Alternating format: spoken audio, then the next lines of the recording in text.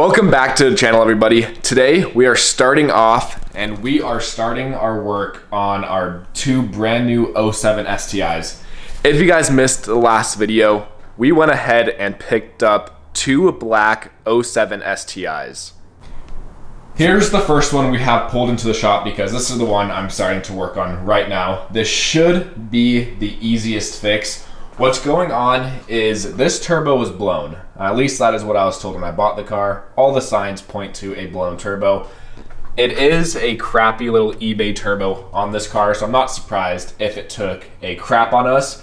But as we were trying to start this car just to see how the turbo was, it seems like the starter broke on us. It is not working. So while we're replacing the turbo, we'll already have the top mount off. We'll go ahead and take a look at the starter, see what's going on, if we need to replace that or what is going on with that.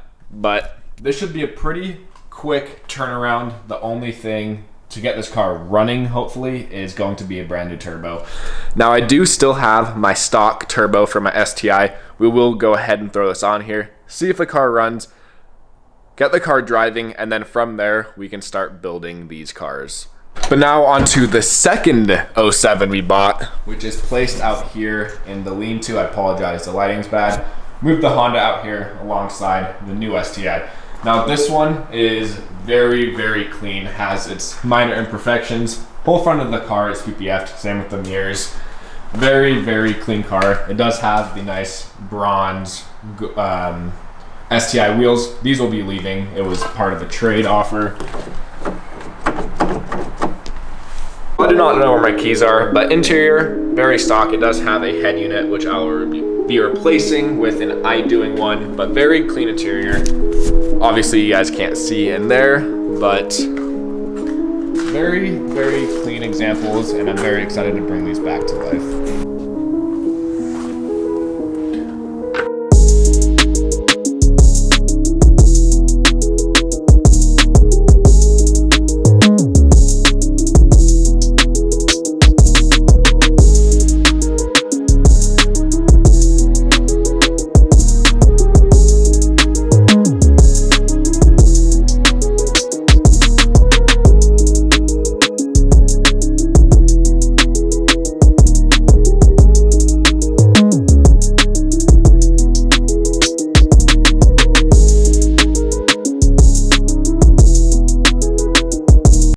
So we got the top mount intercooler off, and as you guys can see, there is oil inside of the charge pipe, I guess you could say. So, sign that that turbo is completely shot.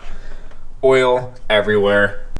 But goddamn, this thing is in desperate need of a nice wash. So many weird things I'm seeing in this car. Here's this blow-off valve line. It's just plugged and tied down. This is weird. A lot of weird stuff. And then the soft inlets, or they stock one, I guess, supposed to bolt on to your intake manifold, but it is about an inch and a half off. So that is a little bizarre. But we're gonna go through this car and make this 100% perfect and then start modifying it.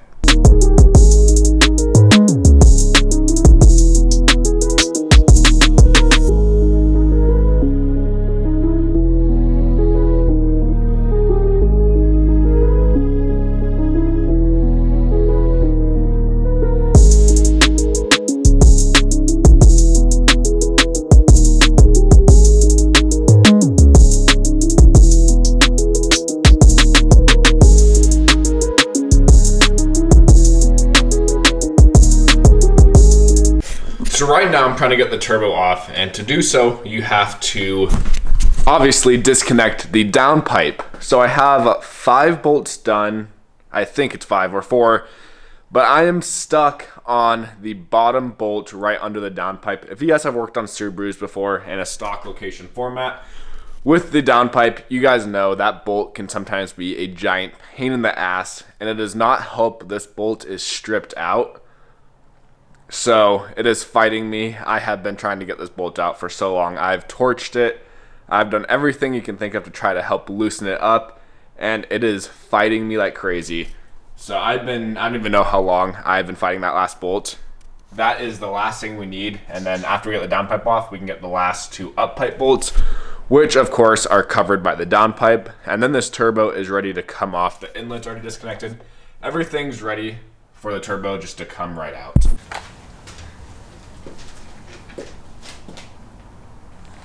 As you guys know, I've been fighting to get this downpipe bolt off for hours now. It was this bolt right here, and we came to the conclusion that it was stripped on there, or not stripped, it was cross-threaded on. So we decided to go to Harbor Freight and pick up a little Sawzall, and Bo went ahead, cut it right off, and actually didn't do any damage to the downpipe at all, which I'm very surprised about. Probably did some damage to the turbo, but does not matter. I have my STI turbo that will be thrown on there. So when I was told, when I bought this car, this one had a blown turbo, all signs pointing to that, I can now verify this turbo was quite shot. Not unexpected. This is some like cheap eBay turbo. But if you guys can see, has quite a bit of shaft play. If you guys don't know, your wheel should not move in this manner.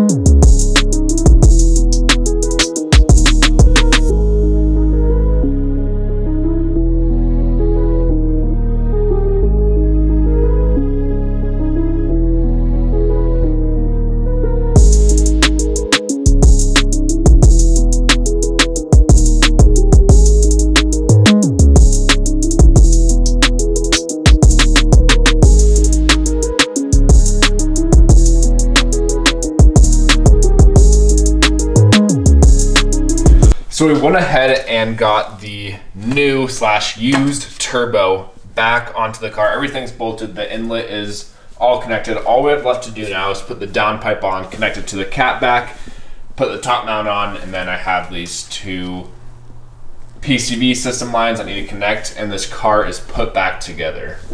There may be a starter issue, like I mentioned before, and I picked up these cars. It was not starting over there. I just put the jump pack on with the battery in. It seems like the starter is working, so I'm gonna go ahead, put the intercooler back on the downpipe, get this engine bay 100% buttoned up. Hopefully I'm not regretting that and the starter does need replacing. If it does, I mean, I just take the top mount off again and we can access it. I went to Subaru earlier to see if they had a starter in stock, so I at least had one I could replace it. But they're $600 from Subaru, and I'm not paying that. So worst case, I can get one from Justin Dremco, who is the person I bought these cars from. He has a whole selection of parts for Subarus. That is what he does. So I'm just praying that we do not need a new starter, but we're gonna go ahead, get the rest of this engine bay put back together, and we should have a first startup for you guys.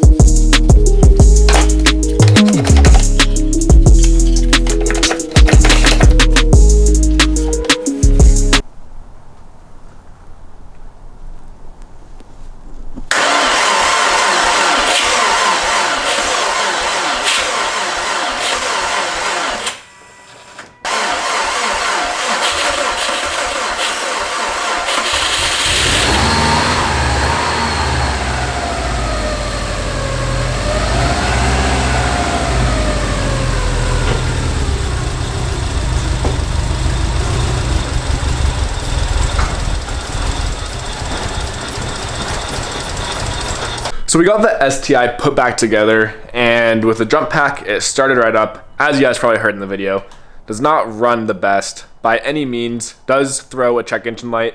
I'm gonna grab my old access port from the STI and plug it in, see if I can at least read the code and see what code it is throwing. Well, unfortunately, for some reason, the access port was not able to read which code. It just kept telling me to verify that the ignition was in the on position. I always thought that you could use an access port to read codes on other vehicles. I guess not. It runs a little bit better with it warmed up, but something most definitely still is not right. Tomorrow we can go ahead and grab a proper scanning tool to read what codes these are. But I told you guys in the next video, this car would run, and we accomplished that goal. I don't know what changed from last night to now this morning, but this car idles perfect. Like I mentioned last night, I didn't think this car was tuned just the way it was idling and all of that stuff, but it could have been really dead battery why it was not running. It's just a voltage issue. I did have this battery on a tender all night, and then I used a jump pack to get it started.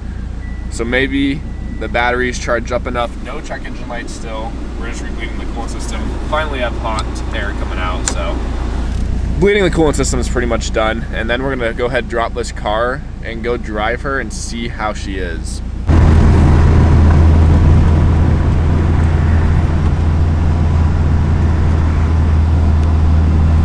So that battery is way dead. It died at the stoplight, and we could not get it started even with a jump. And of course, the girl has my truck today, so we are going to be grabbing either the Honda or Rodney. If this one starts easy, we'll take this one. If not, we'll be pulling the STI with the rod knocked STI.